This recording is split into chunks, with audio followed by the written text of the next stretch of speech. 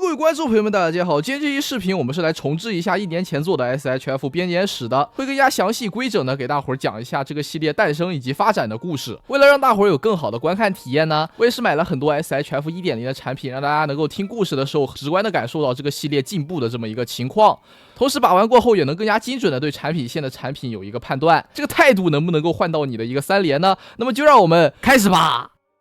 要想讲 SHF， 我们就绕不开一个系列——装着变身。这个系列是 SHF 的前身，最早可以追溯到2000年空我播出的时候，万代一边卖着空我的 DX 腰带，另一边就卖着装着变身系列的空我人偶。装着变身一开始也就是超合金系列的一个分支。这个系列是想让孩子们能够还原出假面骑士从人形变身的这么一个过程。你把装甲一点点安装在这个人形素体上，就像变身一样。而且装甲很大一部分都用到的是合金材质，用料这一块绝对的良心。就是这个系列的真人头雕，由于万代技术力太菜了的原因，做的非常邪门。变身以后外形差不多就是这个样子，这就是26年前的孩子们在玩的超可动玩具，也可以说是 SHF 这个系列一开始的雏形。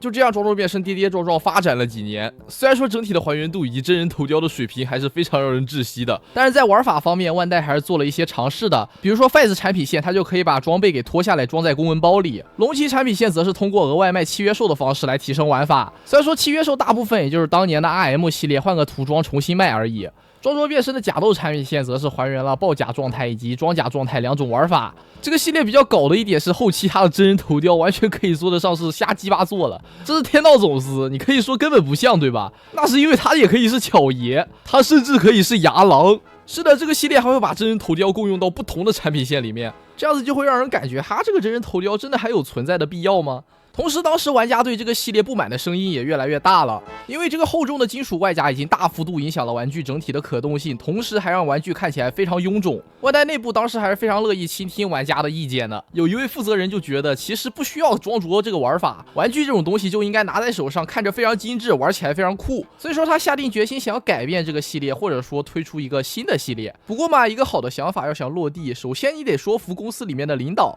在你视角，玩家已经怨声载道；而在领导视角，我去，我装着变身天下无敌呀！每年新的假面骑士一播出，躺着数钱，我为什么要改变啊？什么素体太老，谁理你啊？所以说，这位负责人要想落实这个想法，他就需要一个证明自己的契机，而这个契机很快就来了。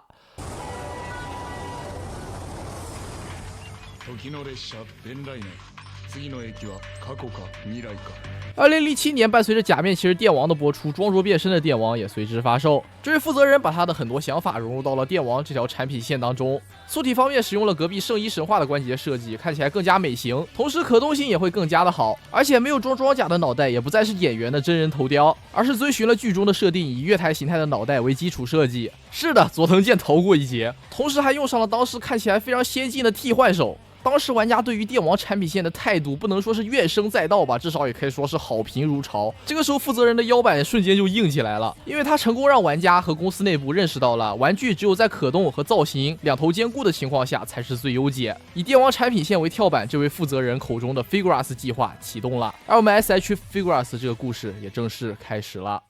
2008年2月1号，也就是16年前，世界上第一盒 SHF 诞生了。没错，就是这款假面骑士 The Next 1号。那位负责人把他对可动人偶的理解都融入到了这款产品之中。那么就让我们感受一下光芒出发的那一刻吧。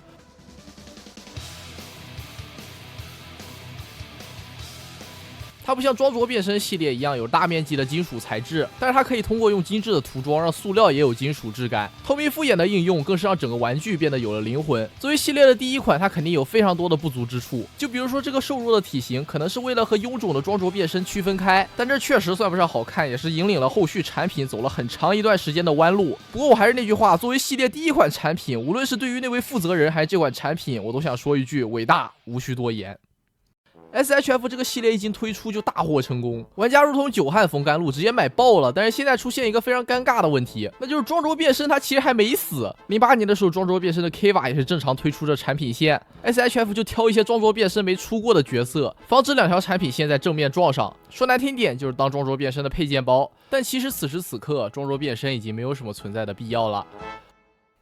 这个时期的装着变身和 SHF 已经高度重合了，把真人头雕这一玩法去除以后，装着这一玩法又显得那么多余，可以说这个系列已经毫无特色了。加上万代是绝对不允许自家两条定位高度一致的产品线恶意良性竞争的，可以说装着变身把 SHF 的道路给堵上了。那么面对这个2选1的局，万代肯定会选择此时看来前景更好的 SHF， 于是装着变身就从此退出了历史的舞台。而原本制作装着变身的事业部重组，一部分归入到制作 SHF 的收藏事业部，另一部分则是归入到男孩事业部。吸纳了这一批人才的男孩事业部，在后续也是做出了更多有意思的低端可动玩具。不过那就是另一个故事了。我们还是回到 SHF 上面，没有了顾虑以后的 SHF 推出了首个装着变身已经出过的角色，就是这个假豆。说实话，这玩意儿用现在的眼光看，真的是瘦的夸张。虽然说体型方面真的非常烂，但是还是要比装着变身看着顺眼不少。后面假豆产品线也是陆续出的差不多了。但是体型方面基本上都是这么瘦的一个水准，直到后面发售的超越假豆才算是稍微修复了一下体型，让它看着更壮了一些。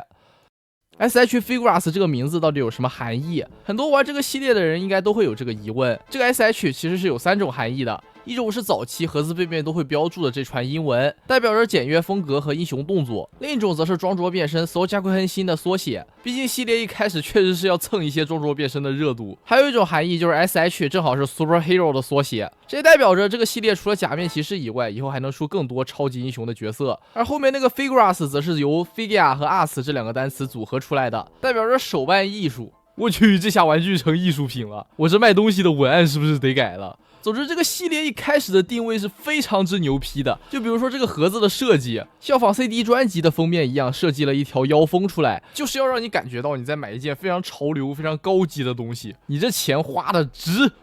我们看到2009年发售的空我 SHF， 早期 SHF 的体型做的真的非常烂，为数不多能夸的点也是它费力宣传的点，就是这个非常漂亮的涂装，以及还算是说马马虎虎的还原度。09年发售空我是因为当时地奇正好在播出，而小野寺空我在里面有不少的戏份。同样待遇的还有 Black、RX 和亚吉陀，都是借着地奇 TV 热度推出自己产品线的。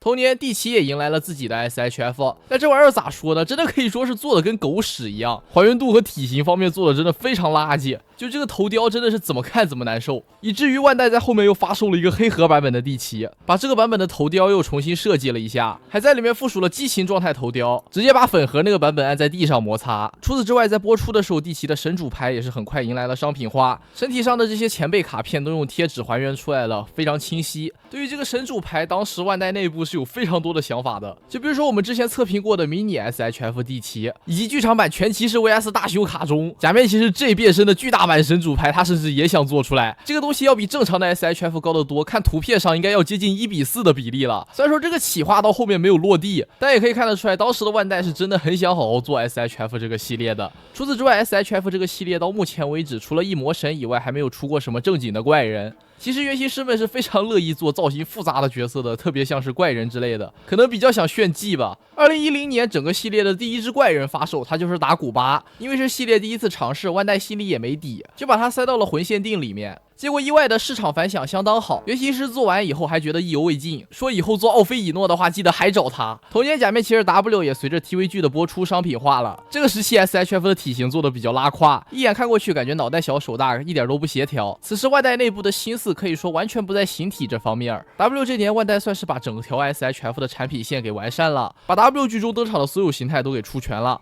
像是一些比较冷门的亚种形态，剧中都没有登场过几次，万代就往里面塞一些特效件以及一些比较有意思的独占配件，这确实大大刺激了玩家全收集的欲望。同时怪人产品线也没有落下，而且做的相当不错，就是碍于造型原因，可动性方面非常差。同时机车也是假面骑士中一个非常重要的环节，万代推出了 SHF 的硬汉号，并且还单独发售了可供机车使用的替换装备。这套成熟的产品线更加高效的榨干了玩家的钱包，以至于下年的 OZ 依然在使用这套体系。同年假面骑士 Fize SHF 发售，这玩意儿依然是延续了 W 素体的通病，小头爸爸加上大手。这个时候万代 SHF 的素体可以说进入了一个停滞期，明明素体的身形比例看着非常奇怪，但就是不改。从 W 产品线开始到 Fize 再到 OZ 都是这么个情况。如果不出意外的话，以万代的尿性来说，在玩家大面积声讨之前，这个素体将会陪伴这个系列走过很长一段时间。但是命运的齿轮开始了转动。